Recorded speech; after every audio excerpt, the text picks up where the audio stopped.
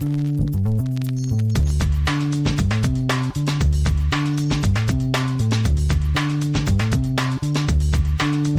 to the acclaimed podcast, The Deep Dive, featuring your esteemed hosts, Andy Monitor and Drew Dinzik, powered by BetSperts. Welcome to The Deep Dive.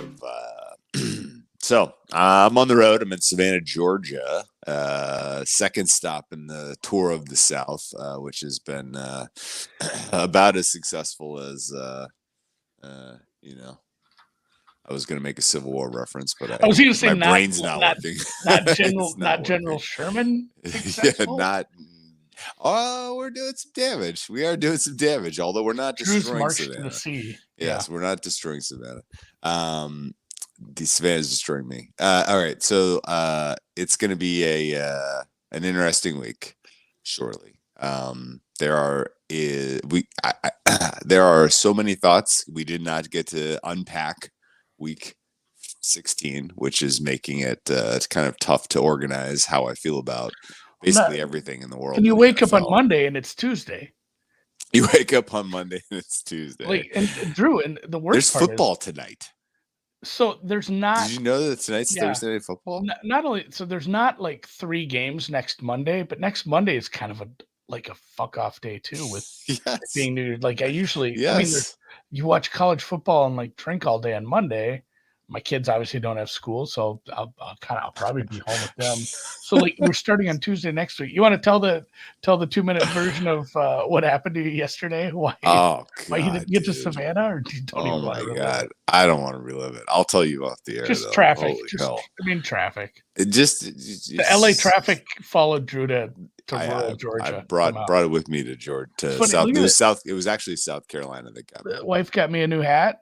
Oh, look at that. If you drive about 2 hours inland, this is the rookie ball team for the Braves, I think. It is the Augusta Green Jackets. Awesome. So named because of, I guess there's a golf tournament. I guess so. Famously next to the Savannah River nuclear site. So, let's fire up for tonight, which I'm working on the newsletter, which is usually what I'm doing this time of day. Pouring through the latest injury reports. I tweeted this out. I don't think I've ever seen an injury report where 3 of the 4 kickers and punters were like very kind of doubtful to go. Like they all signed. One of them's out for sure. Both of them signed extra. I'm assuming you're talking Browns, right? Yeah, the Browns punter is the Browns kicker. Hopkins is definitely. Hopkins is very much out there. Punter's doubtful. On the other side, Zerline has a quad injury, and they signed I believe they signed Austin Siebert just in case as well. So there's all kinds of. Before you get too deep into this one, realize we might have 2 backup kickers. This could be the weirdest game of the year. Basically, when you bet college and you never bet college. And you end up betting this college game on a Maction night, and these kickers are shanking at 30.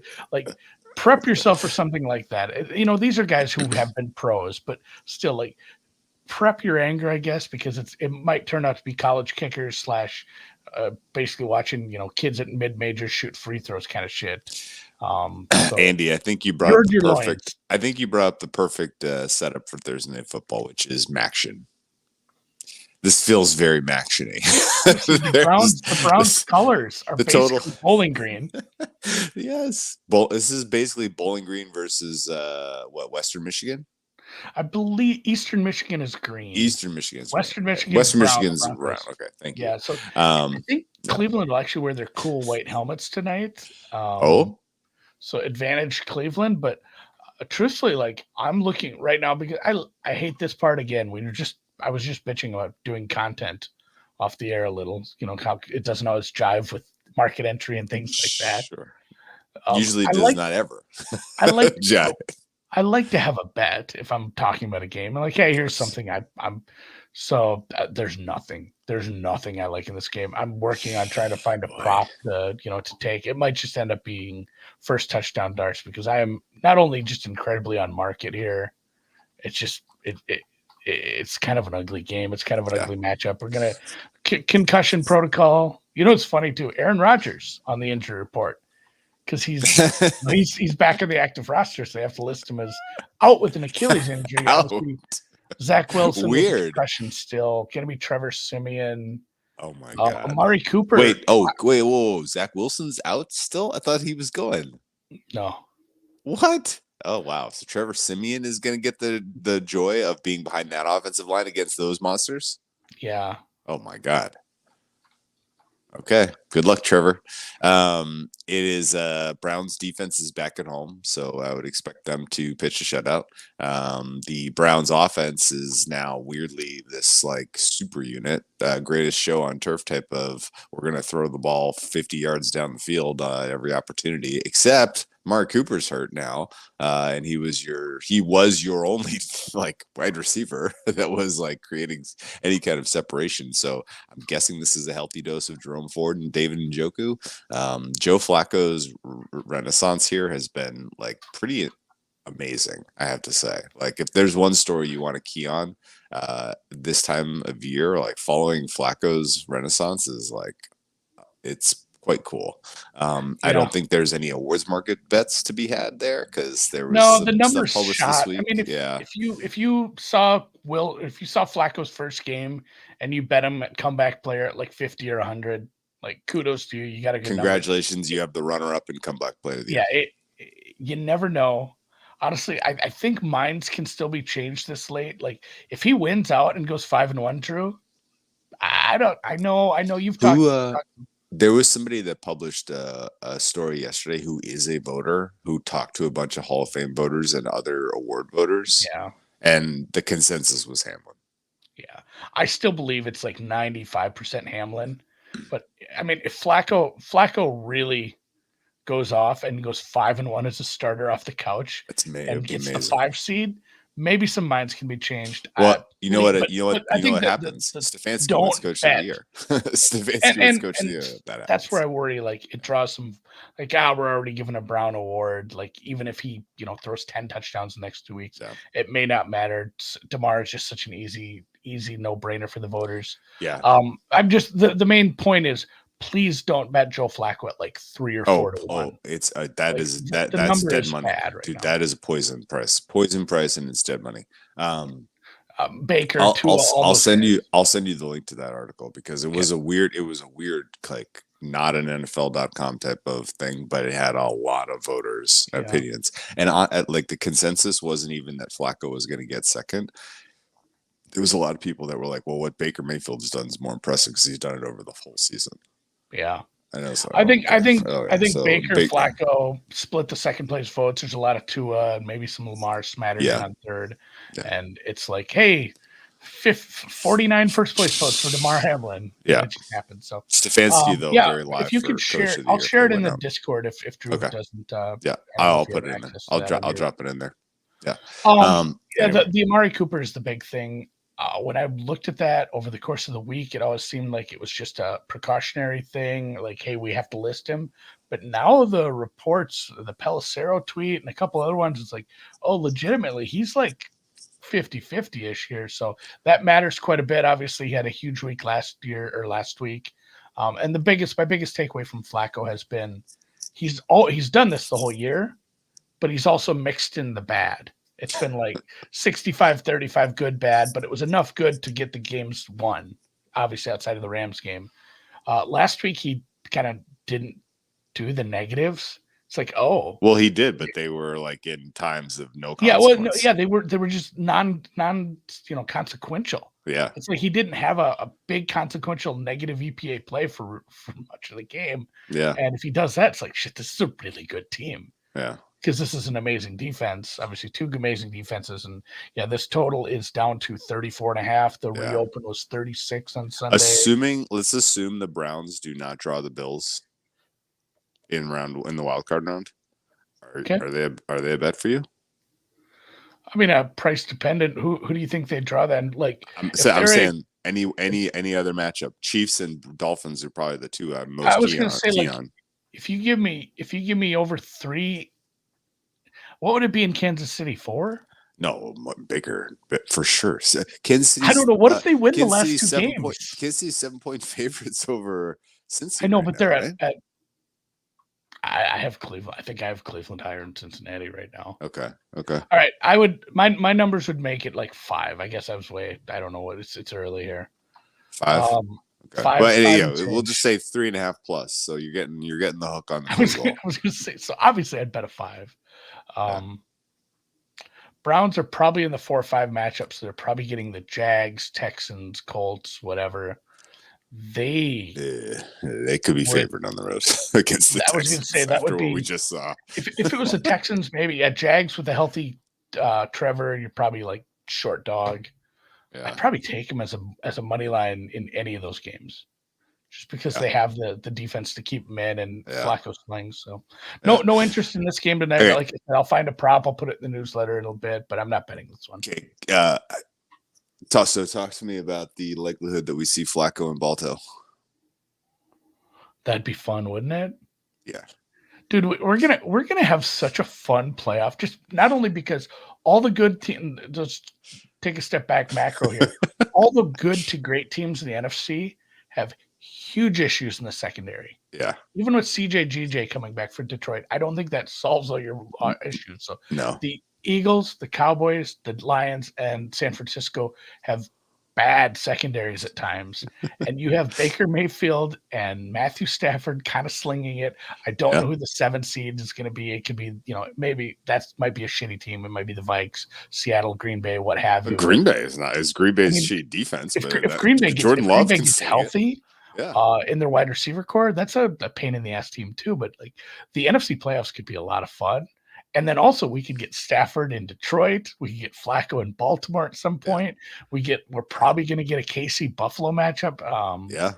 Oh man. And just like Miami is a team that hasn't really done it yet with I don't know if it's pressure or low expectations. I don't know for Miami. Depends if they end up with like a 1 or 2 seed. Hey, they came to the table and drove the field and beat the Cowboys. People forget. I was gonna bring that up when we talked about them because we didn't do a recap. Like that matters. Like being able to do that against a good team late this time of year, especially. Oh, that matters big. So, all right. So let's move on to the Saturday night game, which is Detroit at the Dallas Cowboys. This is sitting at 53, and the Cowboys are favored by 6. Good situational spot for the Cowboys. I don't know if you're a believer in the letdown after winning the division for the first time. A lot of the players in this team were not alive when the division was won the last time. Holy crap. Are you serious? 93? I guess you're right. Like 91, I think. 93 was like a playoff appearance. Oh. It might have been 90. I'll have to 93 was their last playoff win, or was their last division? I think 93 was their last division. Playoff win. It's been rough. It's been a rough go for the Lions in the NFC Central, and then in the NFC North, which they've never won. Finally get the win. Is there a bit of a letdown spot against a good team? Essentially locked into the 3, but that the thing is there's upside here. Like you could find yourself into a better seed. It's not like they don't have stuff to play for these last 2 weeks. Just kind of a tough spot to head to Dallas here. Dallas a little beat up. Yeah. They are. Yeah. Hankins. Hankins might miss a few more games, I think.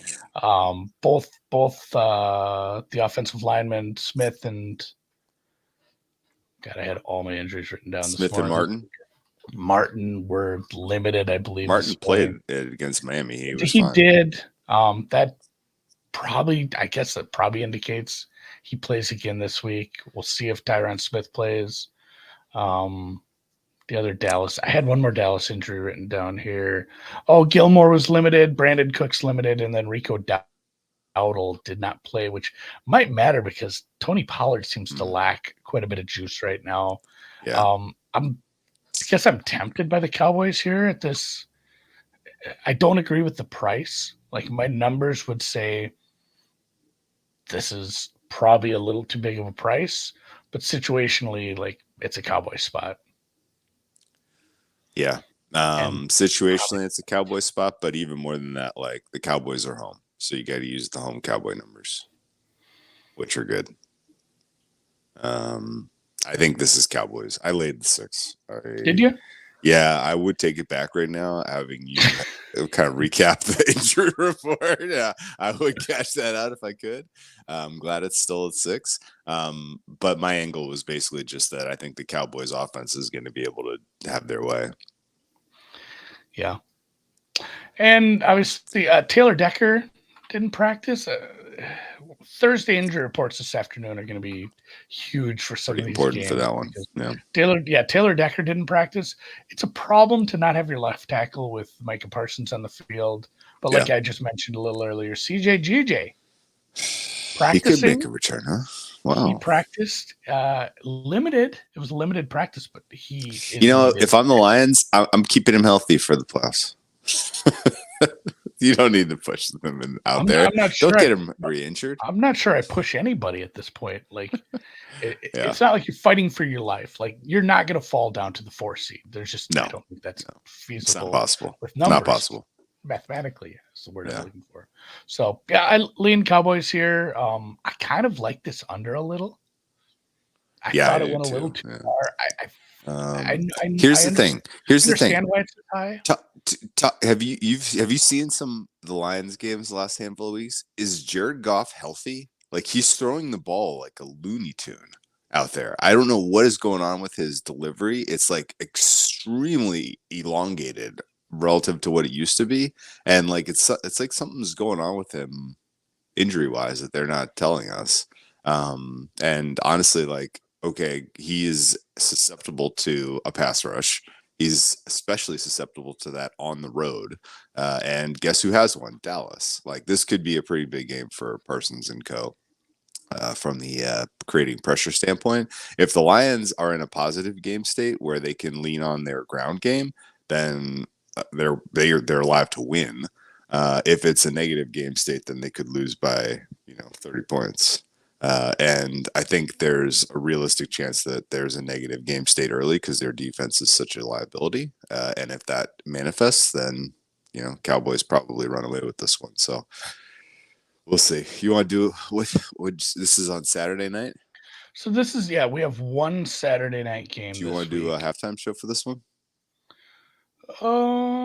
Yeah. I'm hosting Christmas, but I'm doing like dinner at like 1.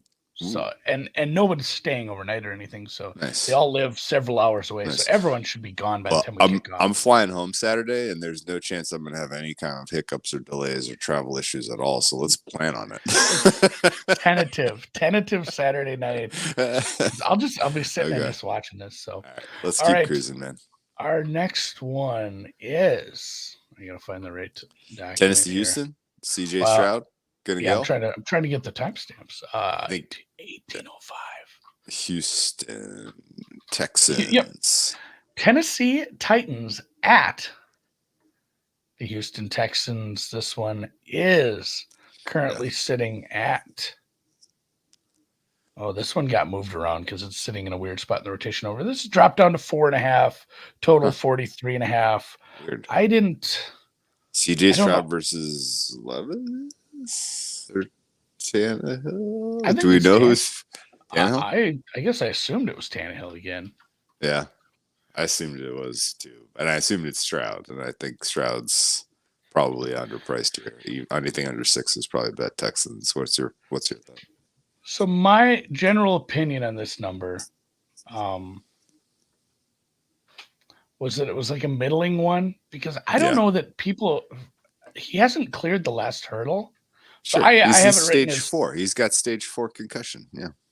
Yeah. So it's because it's been a multiple week thing and because it's a spot where he's in like that last step. I have it like 90-10. So if I do my numbers, and honestly, it's sounding like there's a chance it's Levis, which is less of a downgrade than I thought the difference would be after watching some Tannehill play. Yeah. So I mean, Tannehill's cooked, and Levis is. Levis has like a deep ball, I guess. We've seen that, but if there's one thing I can count on, Texans can can defend the deep ball, right? Like, there's no way to get air yards on the Texans. Oh, wait. The Browns just I wanted to play this over a little bit, but after watching Tennessee last week, there was only 15 possessions in that Seattle-Tennessee game. Titans I think that's mindfuck. Yeah, that's the fewest a game maybe all year, honestly, at this point. So if it's Levis and a fully healthy Stroud, I would make this over 6. Okay. If it is obviously not, this number should be like a 4. Yeah. It should drop. So I do believe this is a middling number. All right. You know what? We need to see Stroud play. If I know if he's right. So if I get pass. This is a pass. Pass. If I get a chance, I'm probably live betting this one. Okay. Let's keep moving. All right. Falcons at the Chicago Bears. Chicago Bears, I don't want to say a nice win. It was Arizona, but they won the game. They covered my number for me, and they are a 3-point favorite at home.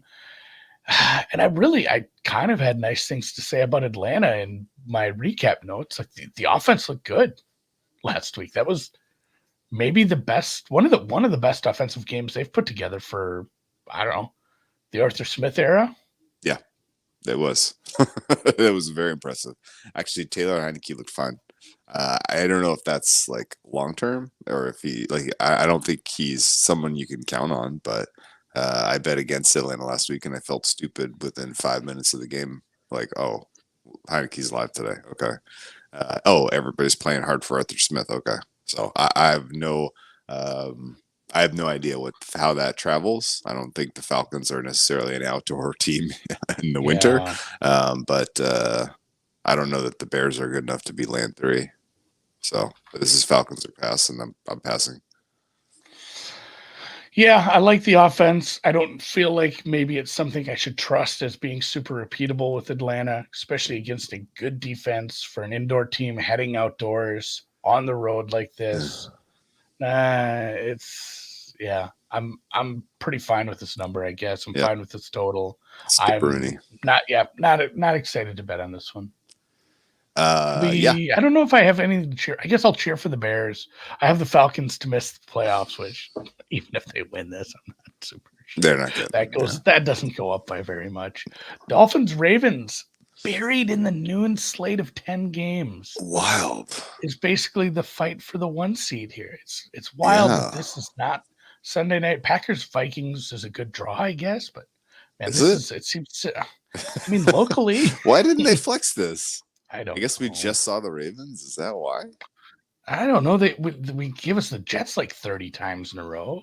We had to deal with a lot of Giants, but we had to watch Patriots on Christmas Eve for Christ's sakes. They won, but like, what the hell? What's the number right now for side total? So number is 3. Total is 47. Not a ton of movement. Basically everybody sat out practice for Miami the other day. I think anyone who's a skill position player, Achane Chosen ain't playing this week, dude. His head bounced so hard. Not that he matters a lot. Teron Armstead did not practice, but that's kind of par for the course. Hill, Mostert, not excited to get involved in this without finding out what skill position players look. Yeah, Kyle Hamilton too. I think he was limited. I think he did not practice. No, him and Zay Flowers did not practice. Queen and Roquan were limited yesterday. A lot of injuries that matter. My number on this price would be 3.1. Yeah. Baltimore obviously off the short week with Monday Night Football. It is another one. It's not like an indoor team, but Dolphins are basically an indoor team, man, with the other stadiums built in the weather. Sure. So and how keep an eye on this weather and their offensive philosophy. Yeah, so they are built for the indoor track. Keep an eye on this weather. Keep an eye on these injuries. But at the current numbers, I don't know what you have to say about this one. That defensive scheme, like if the Baltimore Ravens put together a defensive scheme in successive games 6 days apart to stop the Niners and make Purdy look just stupid, and then everybody plays for Miami, maybe outside of the one, and they make the Miami offense look pedestrian, I think we might be cooking with fire here, because cooking with gas, whatever I'm trying to say, like Cooking with suddenly gas. it's like this is a shitty defense to play right now if I'm a playoff team. Yeah, I think the Dolphins probably win this game. I need to have some players healthy though. Yeah, it's absolutely true. Thursday practice reports are going to be huge for this one. So 3.5 was a bet on Dolphins for me, and under 47 was a bet. 47, I guess, is still available. Yeah, it's pretty much the market price. There's actually a 47.5. That's going to is there? Oh, okay. Well, under 47.5 is a super swell price because you're capturing 47. But I actually don't think it's going to come into play here, because if there's honestly, with injuries and situational stuff, the unit that I'm the most confident in this game is probably the Dolphins defense. I think the Dolphins defense is going to do a great job of. I like that you've come around. Yeah, the Dolphins defense is amazing. They're going to keep Miami in a bottle in this one. I mean, they're going to keep Baltimore in a bottle. Excuse me. Baltimore's offense is not very good. I don't know what to tell you. As someone who sweated my balls off on that over on Sunday night, those possessions that they needing a field goal with one team that was never going to kick one. Oh my god, that was just painful. Baltimore, they had one good play in the red zone, and it was the Lamar touchdown pass. Otherwise, it was just oh man, dude, I don't want to relive this PTSD, but I was again stuck in the car for infinity hours yesterday, so I rewatched that game. The 4th and goal. You remember the possession where Gus Edwards rumbled to the 2? I think it was the first touchdown. Yeah, the first touchdown where he ran it in. But he was that the one also where he caught the pass and ran for 30 yards? Whatever the case was. I don't know if it was the same drive, but they had it on the goal line. And they didn't get it in on first or second or third, and they weren't even close. And then they went for it on 4th down, and it was oh, this is how this is nightmare fuel. We'd already had a bad first quarter for the over. Yes, with the field goals and the safety and the end zone pick, and the punts, and the end zone pick. So it's at that point I was, if they didn't get in that 4th down, I was going to be in a very bad headspace. Yes, so yes, thank you, Gus. Yes. I don't know what the offensive game plan would be here. It's been a defense that has been good.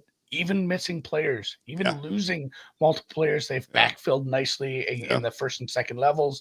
They can cover. They didn't run Lamar a lot. I wonder if you see that a little more. I think that's just the way he's playing now.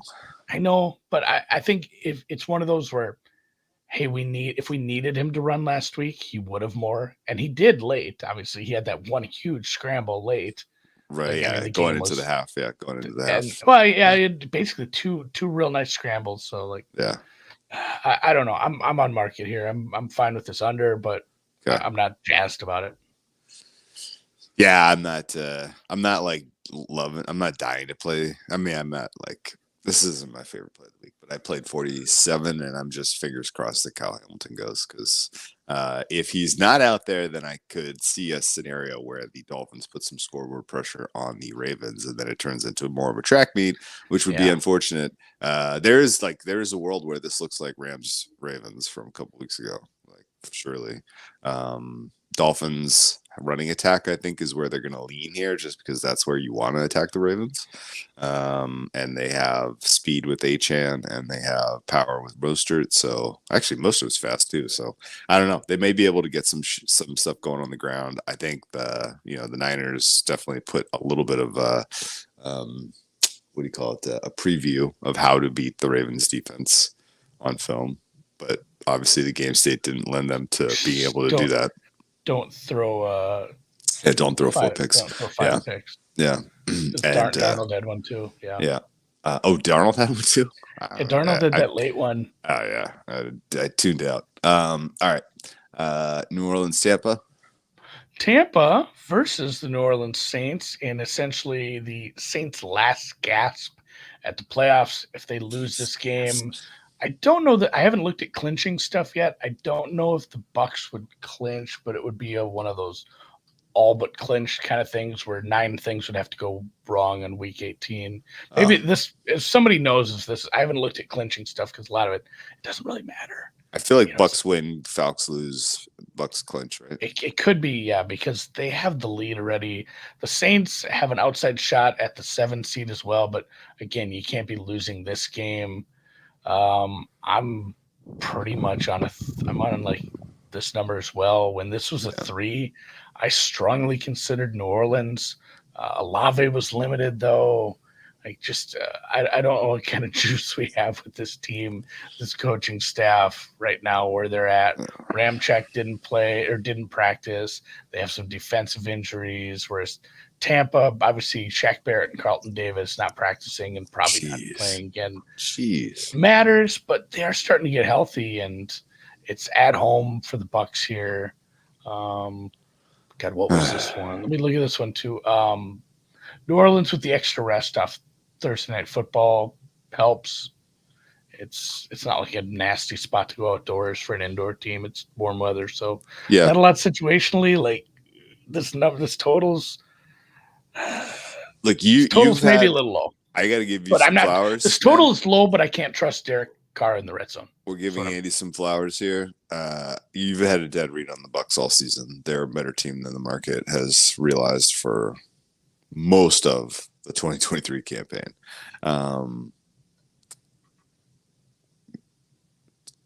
What they in my mind, they beat the Saints every time they play them. Like I don't know why. Yeah.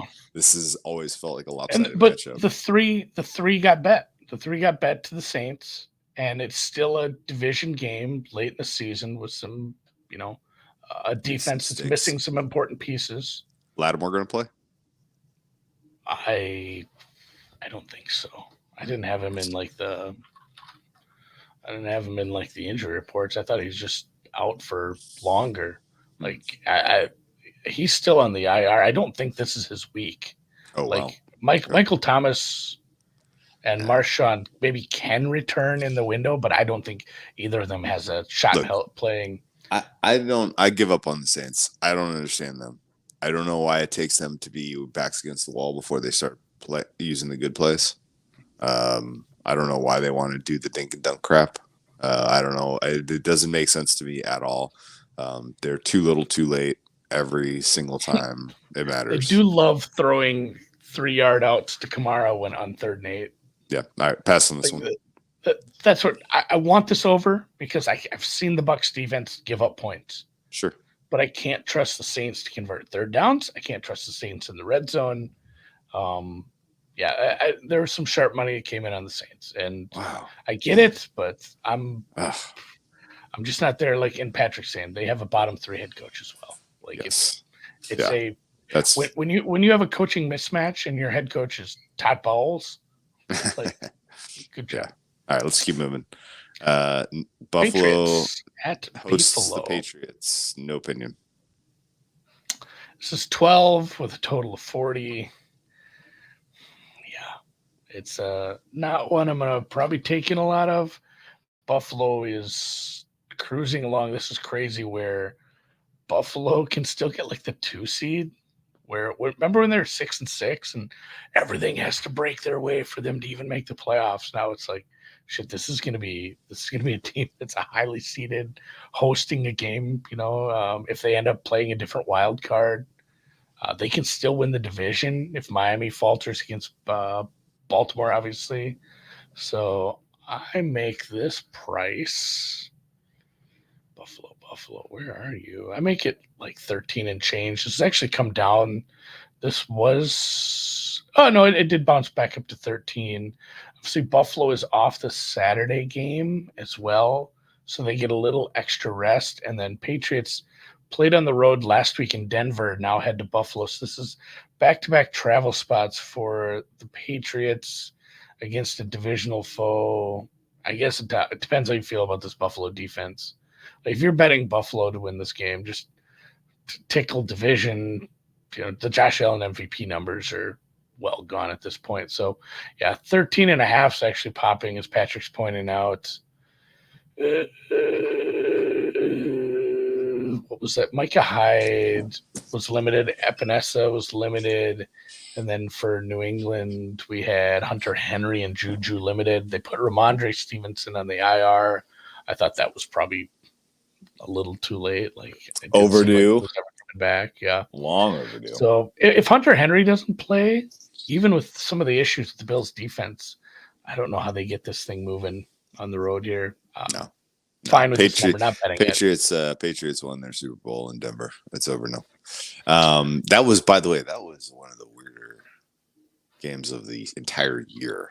That kicker missed so many kicks so aggressively. Not just like it hit the post. Like he like the camera had to move to follow the ball to the side on the one. Like wait.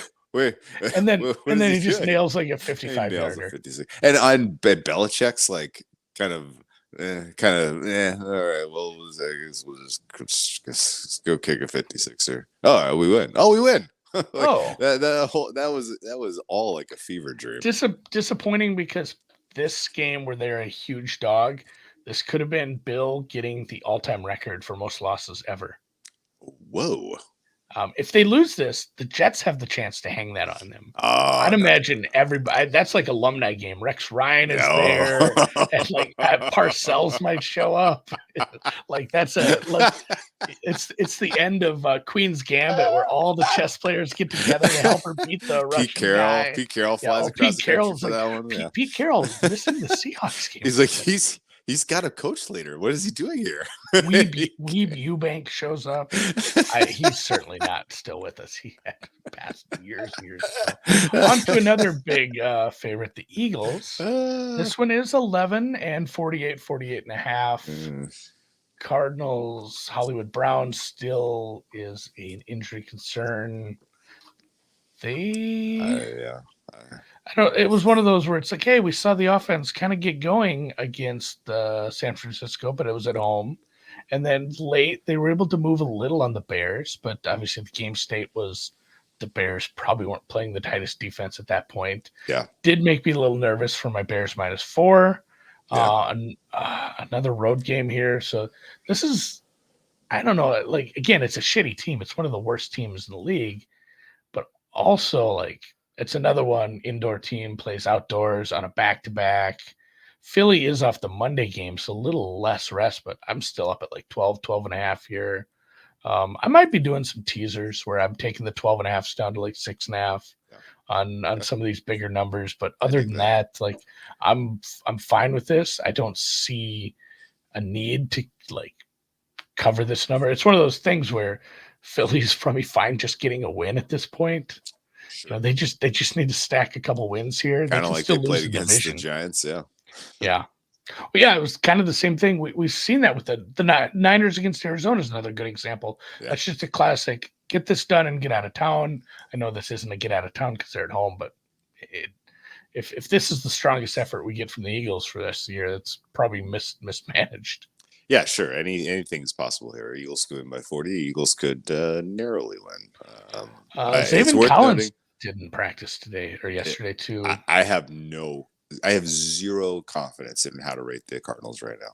I don't know what they are. I don't know what they're doing. Jonathan Gannon, by the way, making his return to Philly. I didn't think of the Gannon revenge game. Yeah, Gannon bringing some know-how about how to defend the Eagles. Does that bring this total under 48.5? Honestly, if you were like, hey man, gun to head, must make a play in this game, probably playing under 48.5. I don't know why. I thought about it, because both of these defenses suck. Yeah. I was gonna say we see some fuckery, but Slay probably misses. I think. I don't think Slay's coming back till the playoffs. Yeah, he's just full did not practice. I think he's not IR, but it's like multiple weeks for him, right? Mm-hmm.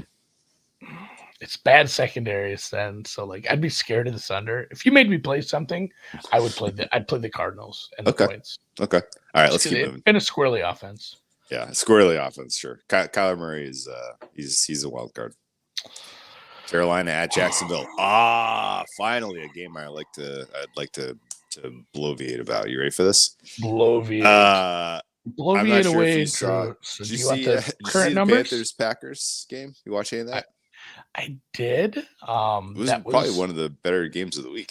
that That might have been the best game last that week. game getting into the 60s was certainly not on the bingo card, On the bingo obviously. card, yeah. Yeah. Panthers had their best offensive day of the year, and it was not close. Decade.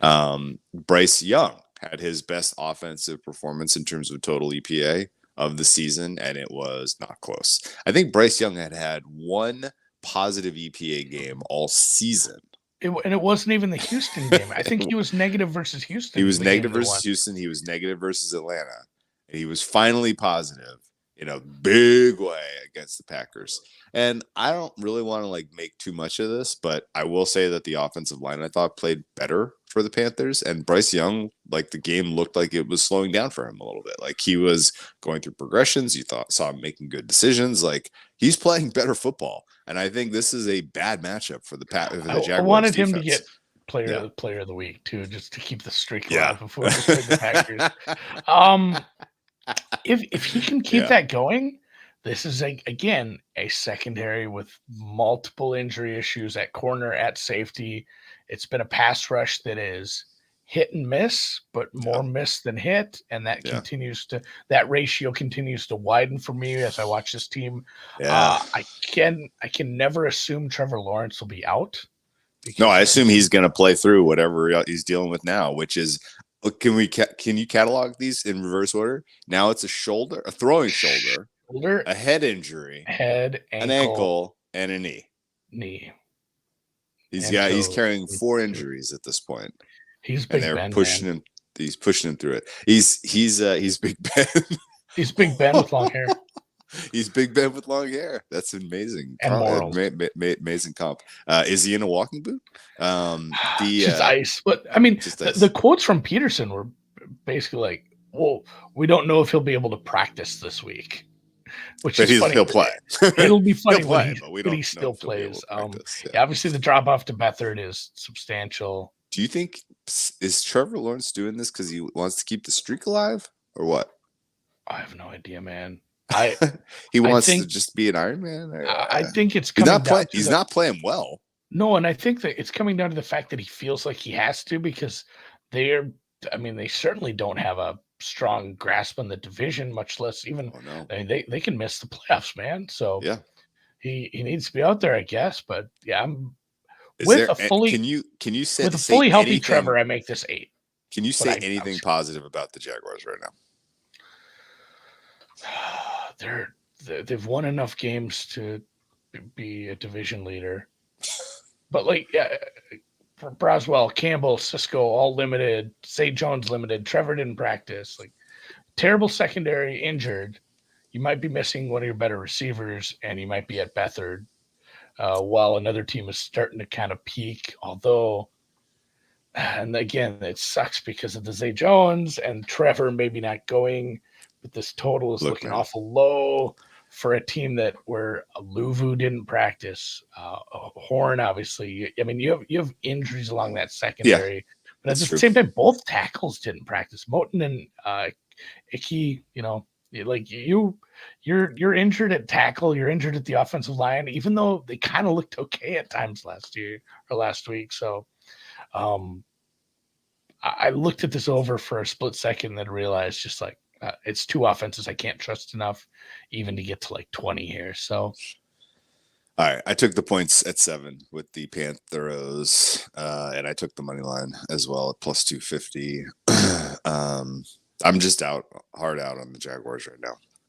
This price and the market rating for these teams is anchored in the fact that the Jaguars won a bunch of games in October, Andy.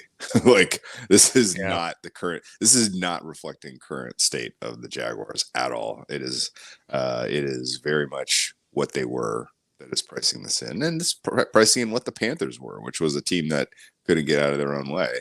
A couple weeks ago or like a month ago. So actually, and I will say, I think the most confident bet I had the entire second half of the season was the Jets over the Texans. because that game was such a perfect like storm for CJ Stroud, like not performing well, and he got hurt in the game, so it wasn't even really like the entire reason that came through. But like that one was just like a wild, like no way that no way that was a fair price. This one I feel somewhat similarly. Like this is just not, this isn't right. Like there's not a touchdown difference between these teams right now. Like they might be, this is going to be the Jaguars could cover this, they could win. Like that's entirely plausible. Like they things happen like that every week. Yeah, they're at home, their backs are against the wall. Like it could, they might, the Jaguars might win this game, Andy. But I don't think they should be favored to the tune of 6.5, 7 points. This is a crazy number. If I have a fully healthy Trevor Lawrence, if I have Zay Jones playing, Ridley, everything, the full complement of offense, I could have this up at 8. But I don't have any of that. Like this should be 5.5, 6 probably. Sure. Even at home. Yeah. And obviously Panthers can turn right back into a pumpkin. At that point, if the Panthers offense pumpkins, you still can kind of rely on the defense a little against the Jags offense. Like you still have like a secondary path to get home where it's just an ugly, low scoring game. Yes. Thank you. That is very, very well put it. And I will say this about Bryce Young. Yes, he did get to play Joe Barry. Maybe that's why he looked amazing. But and also like I think in the last 3 weeks, Bryce Young had his best and his worst game of the season. So I know that there's not like, he hasn't been building up, and it hasn't been a straight line up. He came from the bottom. I don't even remember who they played 3 weeks ago. But he was an absolute atrocity, and that was on the road, and this is on the road. And I think the last 2 games he won and was competitive were both at home. So I don't know if that matters, but I know that 6.5 is too many. I know that 7 was too many. I know the plus 250 was the wrong price. So that's where my head is at on that game. And Colts got bet. No opinion at this current price. I bet it up to 4. I liked it a lot better when early in the week when we got some 3s, but Vegas is in kind of a fucker of a spot too. I don't know how long you expect the how long do you believe that the Raiders defense is real? No. Really? It was good, but man, like they were getting some gifts from just bad play calling and bad play by Andy Nagy Mahomes. It's good, like it's fine, but it's not like great. It's not something I'm worried about on the road traveling. Pierce, I honestly think they should. My opinion on Pierce is they should give him a shot just because they're broke, and they wouldn't pay him much. Sure, and they're not they're not in a spot where sign him to a prove it deal. Yeah, give me a prove it deal. Give him like a 2-year deal where he's cheap because you're still paying every other coach, and obviously you're not paying Chucky, but I mean you did have to. Honestly, like Pierce is doing fine. Pierce is making good decisions. Like he's winning games with Aiden O'Connell. Like that, it's kind of impressive. That's the thing. So like, I don't have good stats and metrics about Aiden O'Connell. Say they won a game basically on 2 defensive touchdowns, and then Andy, they've scored 2 defensive touchdowns 2 weeks in a row. I know. That's crazy. Don't know if it's sustainable. Maybe against Minshew here, but no, I think I'd play this out to 4. Obviously, like, and a couple people in the chat have already said this. Wilkman says it right away. Raiders did win their Super Bowl. Like, this is such an ugly letdown spot for a team that. I mean, they're out. They're out at this point. This is a road game coming off a short week because they played on a Monday game. Yeah. It is a back-to-back road game. It is an East Coast team playing an early game. And it's just like all the tiny situational stuff that isn't good to put them in a good spot. Yeah. They probably have a worse coach. They certainly have a worse quarterback, and that's saying something.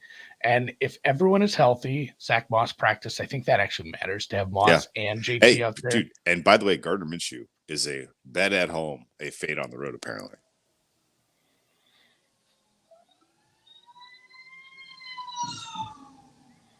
Yeah. I kind of want to look at those splits now. I mean, last handful of weeks will tell you that. Like, he was miserable at Cincy. He was miserable at Atlanta. He was tremendous at home against the Steelers. So, all right. I think the Colts are. Do you have a thought on this total at all? It's low for a Colts game. That's where I was a little curious. I thought it got bet down a little. Well, people believe in the Raiders defense, and I kind of get it, but they are getting it done with defensive touchdowns, which is never a good sign.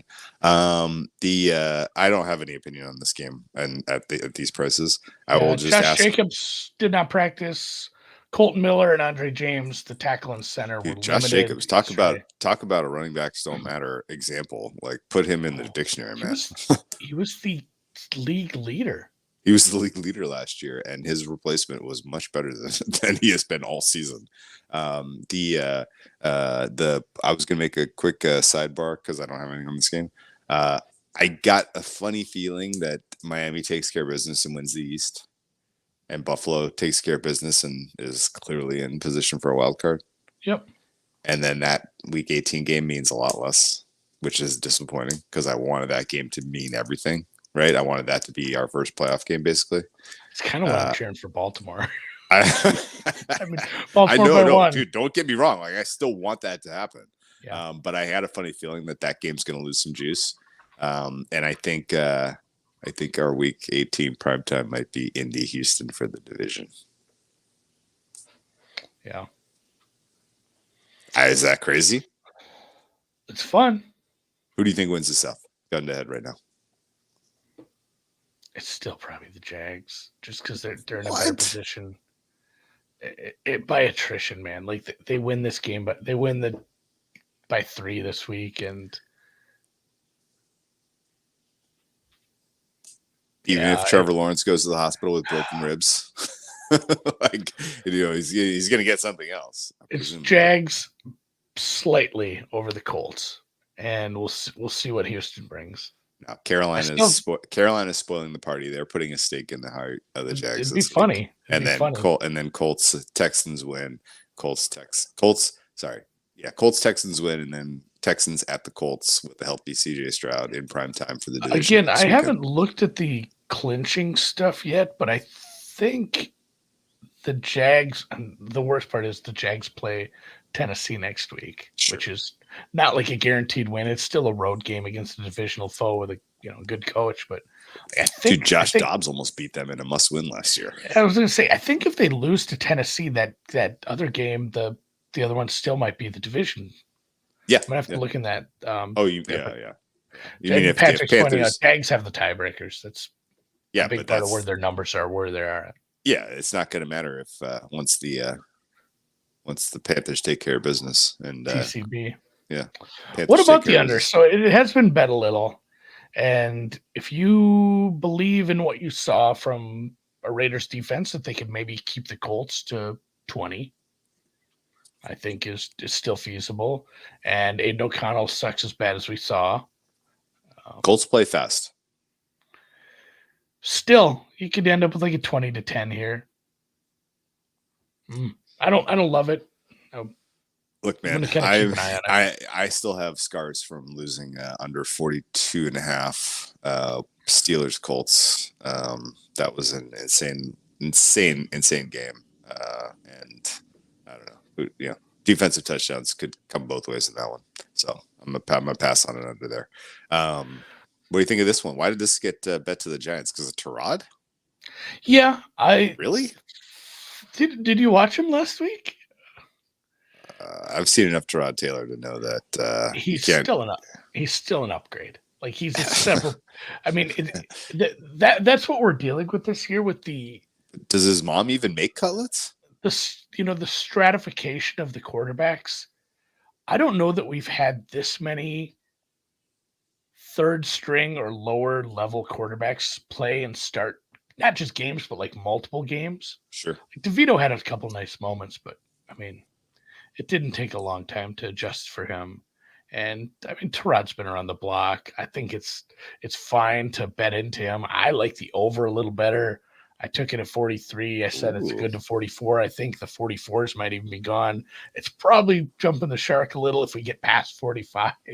Let's jump some sharks. But I like the Rams quite a bit. The whole interior defensive line for the Giants is injured. If they're able to run the ball, if they're able to win up front, and they have the receivers to get this done, even on the road, I love this over. Obviously, I think the Rams getting down to like 4 would be, it shot back up to 5.5. So yeah, that's right. It should be 6 probably. Oh, and we got a controversy from King's Court. His mom's German, not Italian at all. What? Tommy DeVito? Well, I mean, DeVito would be his DeVito father's sounds name. very Italian. Yeah, Mrs. DeVito, Mrs. DeVito, nay Kleinsasser. That'd be interesting. All right, so yeah, I think the Rams are in a nice spot here. This is obviously and the Rams played Thursday night. Yeah, this is a quasi Widowmaker here. Not as good as the Giants played Monday. Giants played Monday. Rams played Thursday. So Rams get auto bet the Widowmaker. It's better when you're at home with the Widowmaker as opposed to on the road. And honestly, like the fact that it's the Meadowlands game, actually, the only weather I cared about all week was what's it going to be like in East Rutherford on they're all access. All access powers. The only concern about the over is the weather. The fact that it's getting bet, I would think, is a good sign that it's going to be nice weather. Rams offense is an absolute truck. I love them. Love watching them. Love everything about what they're doing. It's been fun. And they should be able to get close to this total by themselves. And Tyrod Taylor is who said? I think it must have been Dr. E. He had one of the better turns of phrases I've heard in a while about Tyrod Taylor. So it's like he's a sack merchant or a sack magnet. I can't remember what he said, but it was like absolutely perfect kind of description of Tyrod Taylor, who's very inclined to hold onto the ball way too long. Like that's always been his major problem. So Rams defense should have some opportunities to create a little bit of chaos here. Yeah. Still an upgrade to the offense over the Cutlet man. So I'm fine with this over moving. I didn't understand the dip, and obviously that got bought back. So there's some buyback on the Rams. It's out to 5.5. Sack magnet. Yes. Sack magnet. Thank you, Matthew.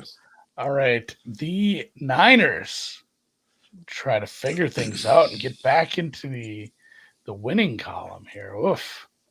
Ugly. Obviously, it was just a masterclass from Baltimore defensive, like what they put together, because it's not like they were bringing these.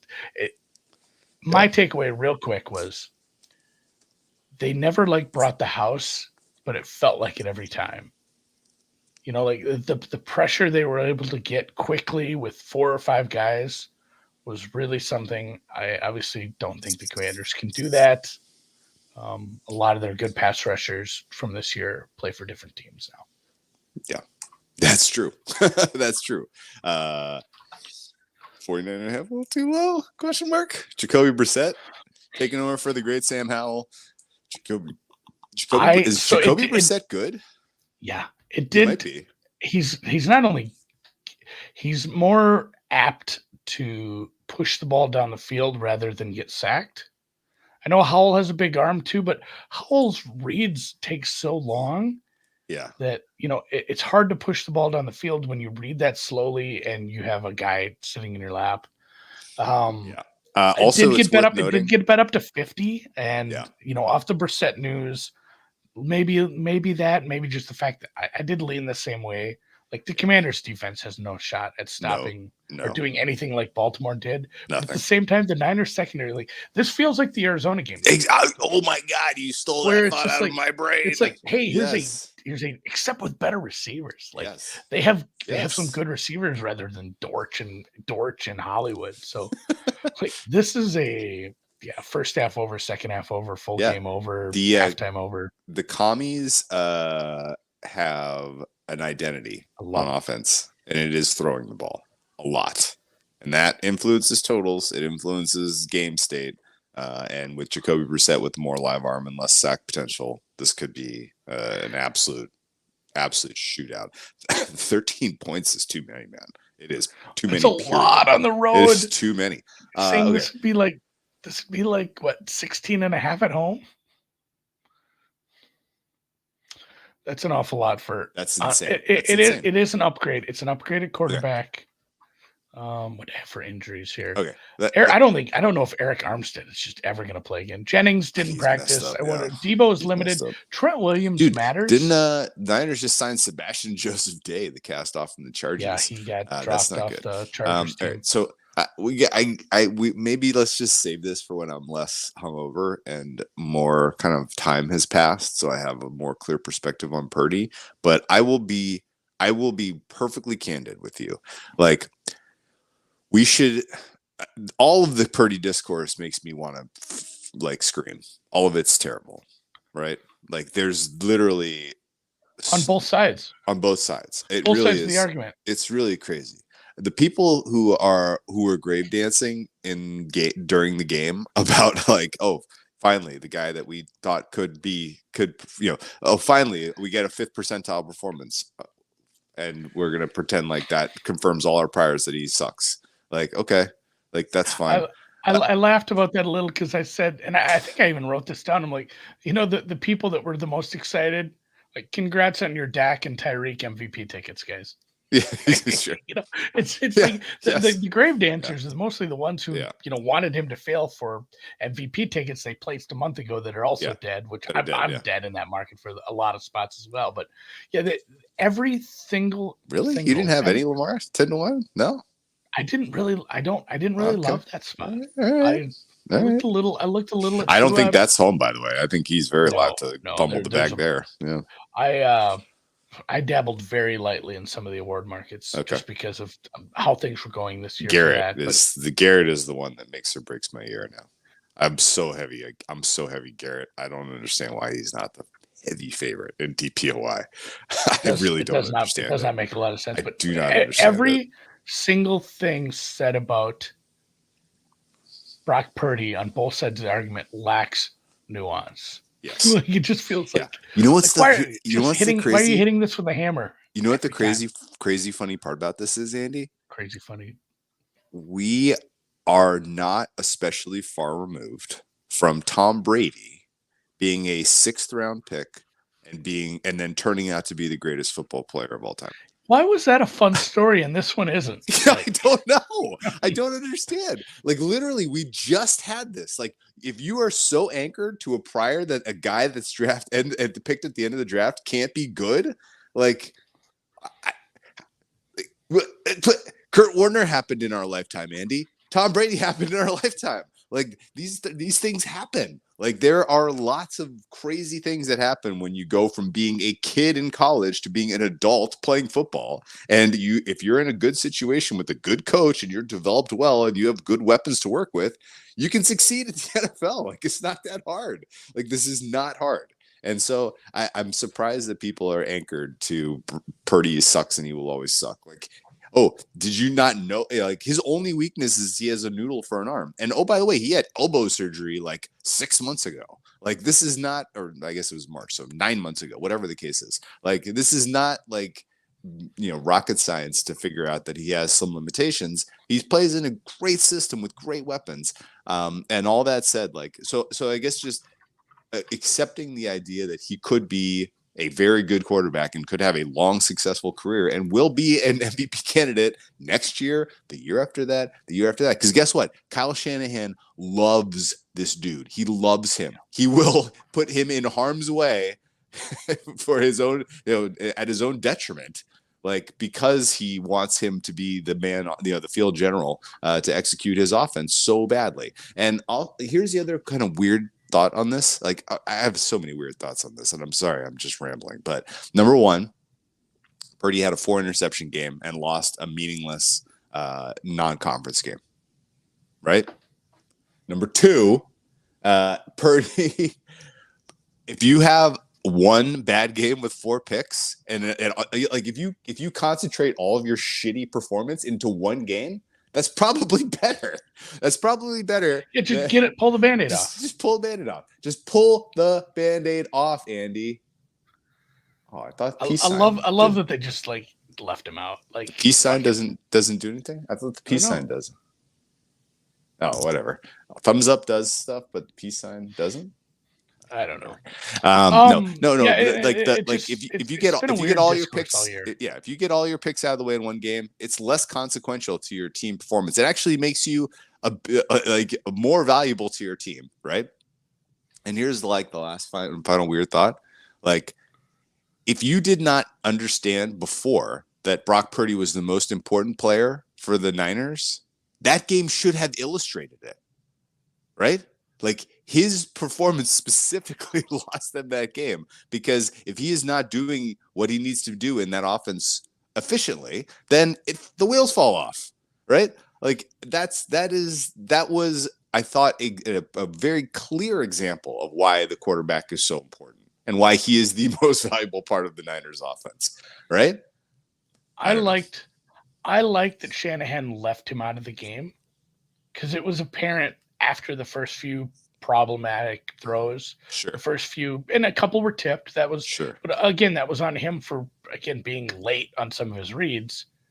Those people wouldn't have been there to tip the ball if he'd have made the early reads and just gotten the ball out.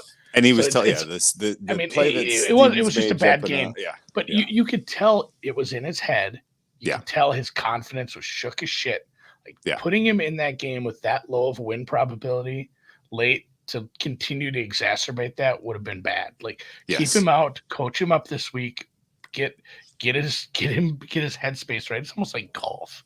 When you have that one bad shot and it just sticks with you and suddenly your game goes to hell all day. Of course. Like, I liked that, and obviously outside of the turnovers, the offense still looked good, which it's silly. Like, without that 80-yard run, he would have had a bad day or whatever. But outside of the turnovers, they still were. Ayuk was dominating. Kittle was dominating. Like those, they had clear, obvious wins, matchup wins. All right. Yeah. All right. I guess one more random thought. I'm sorry. So having said all this about how clearly Purdy is the most important Niner, and how the fact that people are like grave dancing and not like understanding that this could, ultimately like turn out to be a long, lucrative career for Purdy, which it probably will.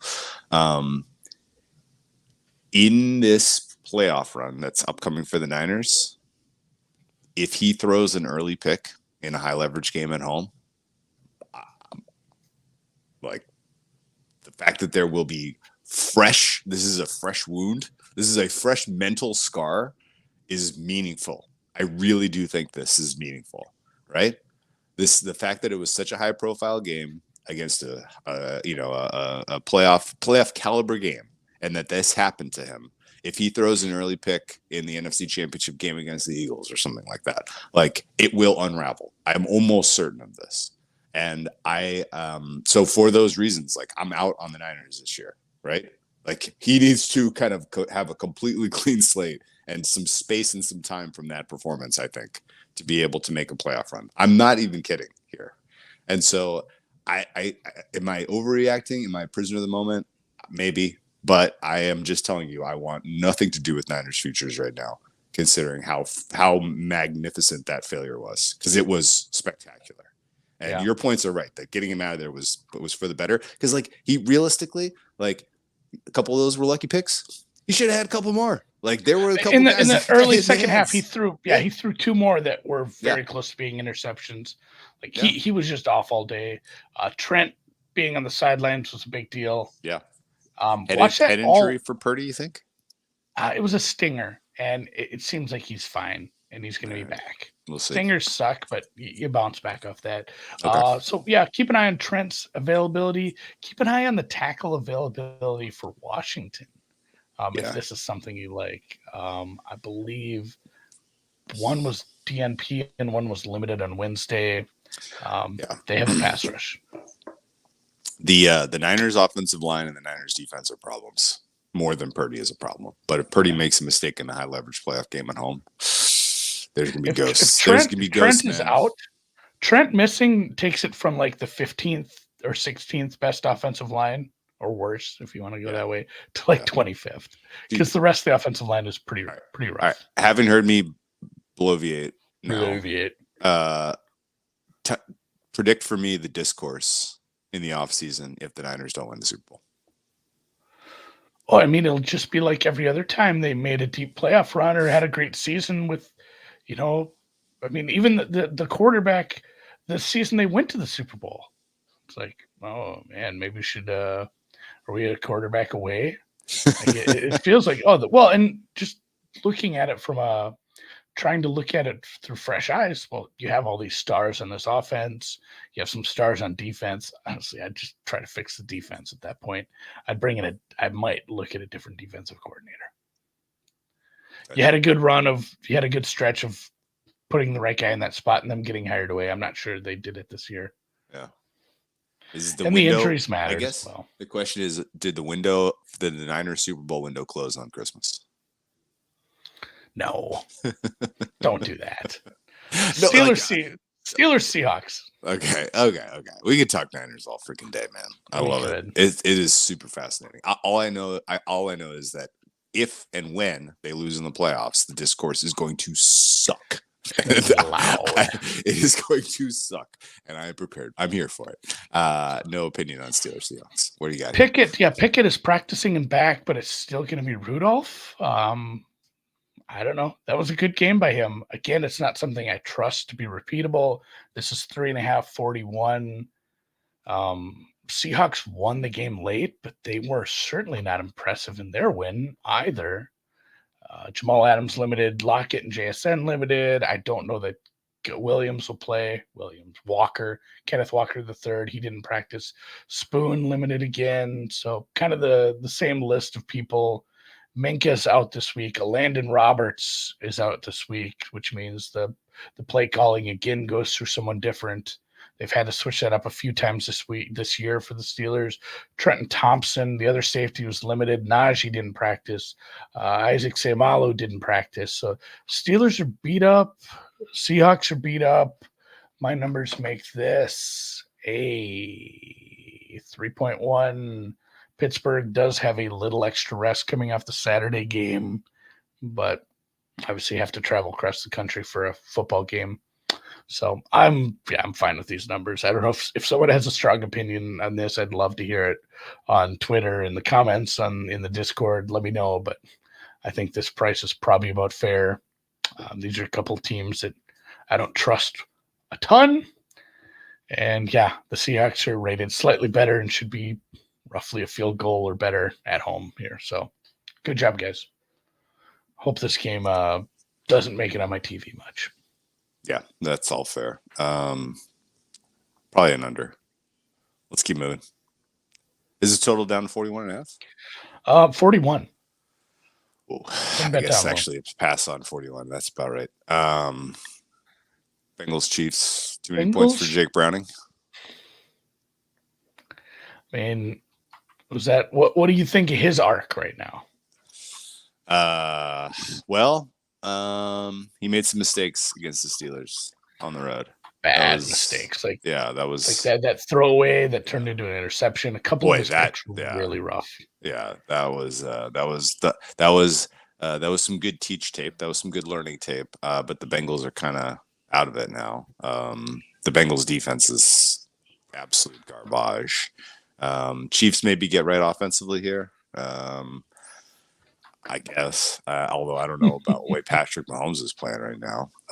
There's an entire conversation to be had about Bieniemy's role in the offense and what exactly he was doing to kind of help keep Mahomes as dialed as he was, because that seems to have been lost. And if Mahomes didn't have 2 Super Bowls already, he would be getting the Josh Allen treatment right now, which is like he's making too many mistakes and this is, blah, blah, blah, blah. I don't know. I think this game looked better on paper preseason. Oh my God, this was such a banger. Like, Burrow and Mahomes in KC. This has been such a good rivalry. These games are. I mean, what was the look ahead on This is AFC Championship game rematch, Andy. This look ahead had to be, like the last 2 AFC Championship game rematches, right? This is such a banger spot that turned out to kind of blows, because not only it's like, hey, Jake Browning's been good. He filled in nice. That fell off a cliff. Oh, the Chiefs still have Kelsey, and they're still the Chiefs. And it's like, man, is Nagy dragging this offense down? Mahomes is starting to make some bad decisions. Is Kelsey washed? Yeah, Kelsey is not young. How is he dropped? He's had man. A ton of drops. Oh my God. I think he's just banged up. The Chiefs drops is a thing. By the way, we didn't even cover this when we were talking Ravens Dolphins. Ravens cannot fucking catch passes. Like, I do not understand. You should try to get better at that. That would help the offense. There were like, I think 8 incompletions for Lamar on Sunday night or Monday night were dropped balls. Anyway, yeah, I think Bengals are the bet here, but it's mostly just for contest purposes. I don't think I'm really interested in trying to grab 7 in real life dollars. What do you think? Mini Widowmaker, but again, it's a road team where you have Kansas City off a Monday game, Cincinnati off a Saturday game, so they have extra rest.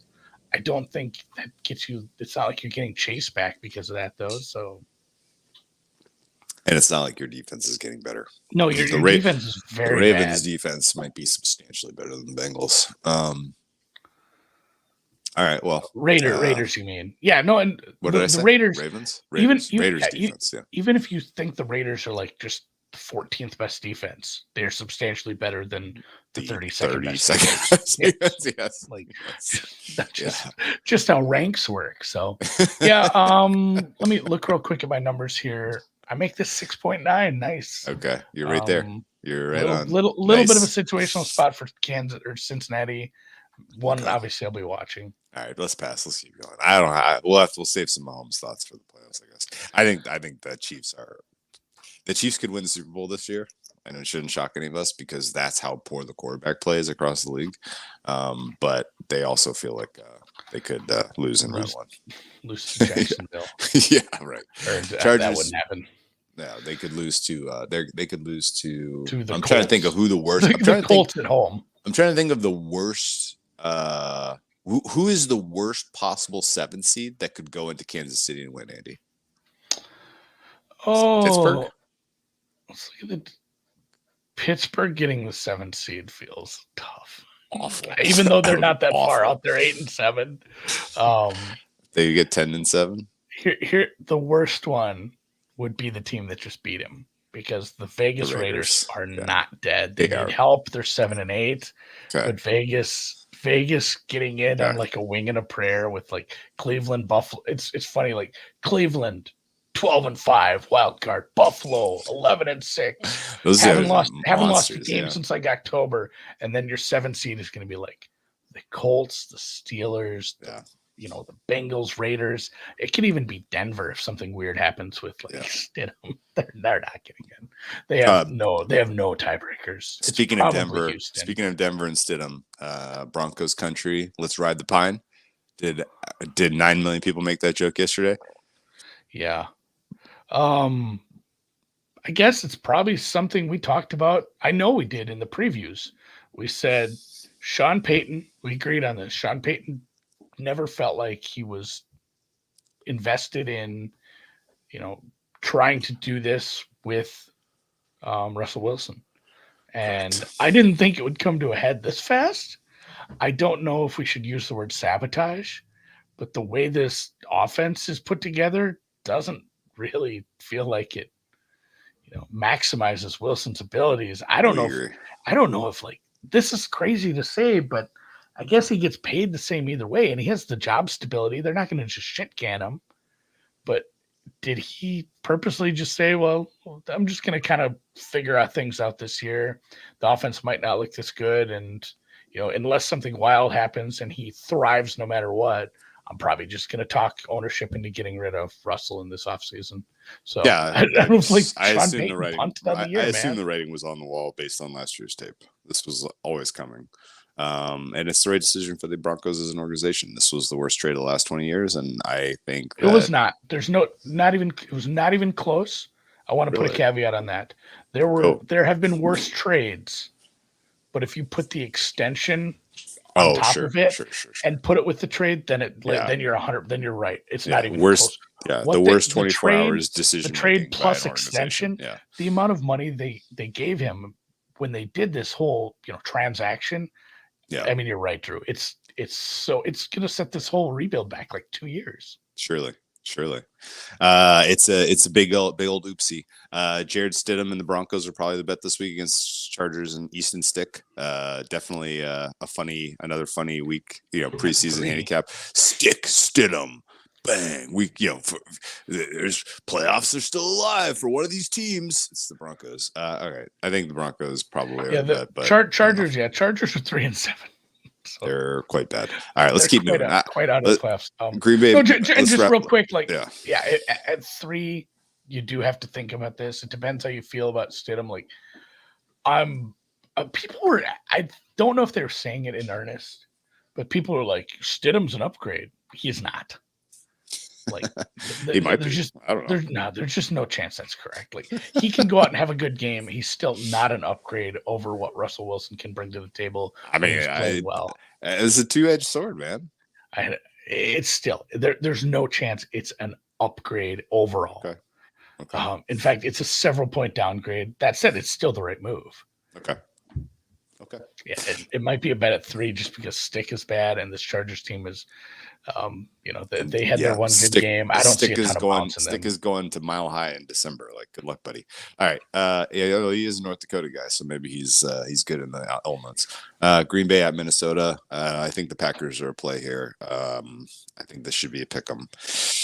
Bet them on the money line. Don't have a super strong defense other than I think Jordan Love is clearly the better quarterback. Where are you on this one?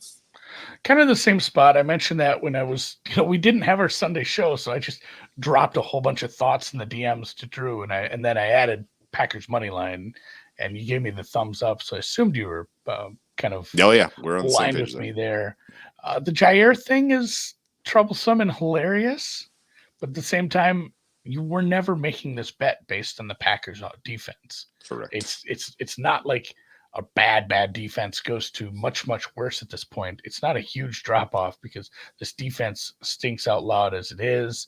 I think the play is on the Green Bay offense is starting to get it together. Watch some of the injury stuff here. I think Wicks and Watson didn't practice, but a bunch of the other guys were in. Devondre Campbell, that, and Jair might not play, but Dylan Jones, Reed, limited. Musgrave, I don't know if he's in his window yet. It'd be cool if he could come back at some point. I got to catch up on injuries for this one. Obviously, we're a full game, or it's not a Monday game, but we're still a day behind where I need to be comfortable with this. But man, the Vikings offense, it might be Jaren Hall, which is, I don't know. I watched preseason. I don't think very much of Jaren Hall, but with basically just double Jefferson because there's going to be no Hawkinson. You're pretending like the Packers have a defensive philosophy. I know, but like even an idiot can say like double team Jefferson, like just even if it's not like some scheme, just put 2 people over there and tell them to cover this guy. What if no? Don't worry, you're not. I'm just assuming Joe Barry is quiet quit at this point because he knows he's getting fired. He probably has. It'd be funny if the announcers are just like, and we are, and the camera pans and it shows the booth, and it's like, we're getting reports that Jair Alexander has just walked into the court. He's calling the defensive plays. He's just decided to go rogue again, guys. He's actually taken the headset from Barry because people didn't realize he one time visited Minneapolis. He didn't know I was from here. But yeah, Minnesota, Hawkinson IR, Addison didn't practice. Byron Murphy did not practice. DJ Wanham to the IR. He matters up front. Yikes. O'Neal did. I think O'Neal's a go. The offensive line should be in good shape. But if it's Jaren Hall with a couple of the good receivers down, the running game in semi-shambles, and the defense missing, if they're missing, well, they're going to miss Wanham. He's on the IR. But if Murphy doesn't play, it's it might be a Packers money line / Packers team total over.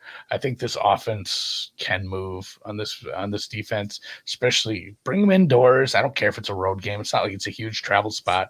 These cities are like 3 hours apart by car, guys. Sure. So it's not a nasty travel spot. It's against both teams are alive, I guess, technically in the wild card. Minnesota sitting in the 8, Green Bay in the 10, both at 7 and 8. This is leverage. This is a playing game for if Seattle drops their game, this is a huge leverage game to get to be the shitty 7 seed that just gets trucked by Philly or somebody at this point. You feel like Philly's capable of a trucking against these defenses. I love what Flores has done, but doesn't seem super sustainable as they keep dropping players. I'd love to see Philly have a get right game against the Packers defense at home. That'd be cool. That'd be fun. Tush pushes are going for 6 yards. Dude. AJ Brown wrecks everything. Andy, we need the Packers in the playoffs in the 7 seed badly. 2-7. Packers Eagles. What's that line? Right now. Right now, do you think it's that low? That's what she said. I'm making a touchdown, baby. Okay. At home, Philly. No, it's not gonna be a touchdown. No. I know that's what I make it though. Yeah, I know. I'm saying I'm postulating a scenario where the market gives us a beautiful entry spot on Philly. I would think they'd open it somewhere around 5 or 6.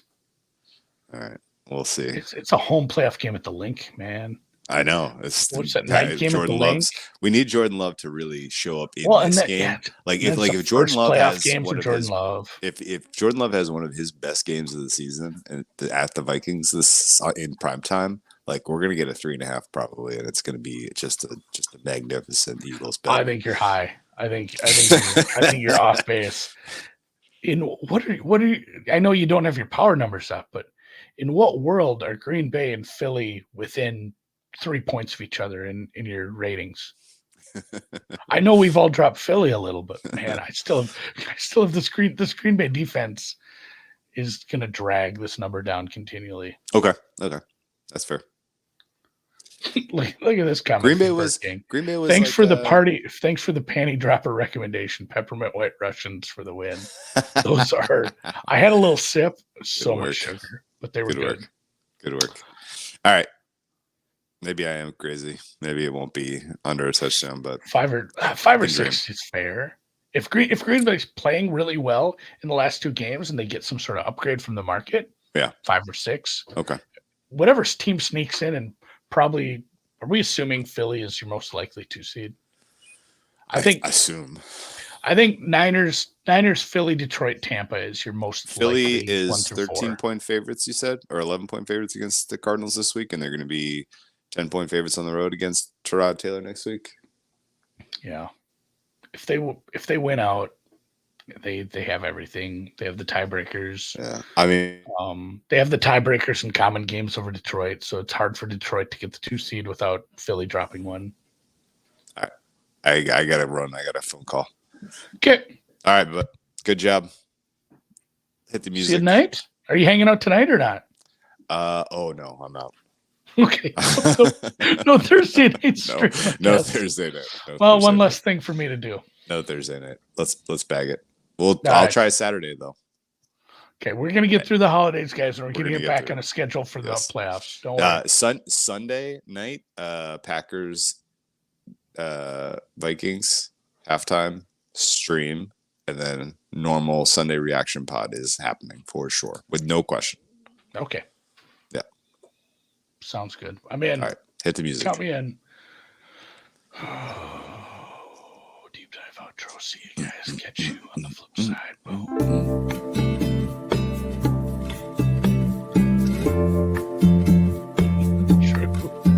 I'm gonna put you back up on screen with your head in your hands. You just hung over. I'm Drew, and I drank 2 bottles of Pinot Noir last night. I'm aggressive now, man. Hey, hit the thumbs up and go, guys. Love y'all. Oh my god, I haven't felt this bad in a long time. I'm still jet lagged somehow. get jet lag. Ugh, I Never have. I get it. I mean, bad. I just maybe I do. Oh Maybe I'm lying. I was gonna say when I get somewhere and I'm way off, I just go to bed. Like I don't try to ever fight it. I just know I'm like if I try to stay up and fight it, I'll actually get like sick. Like my body will shut down and be like, "Hey, you're sick." We're still live, by the way. Yeah, I forgot to end the stream.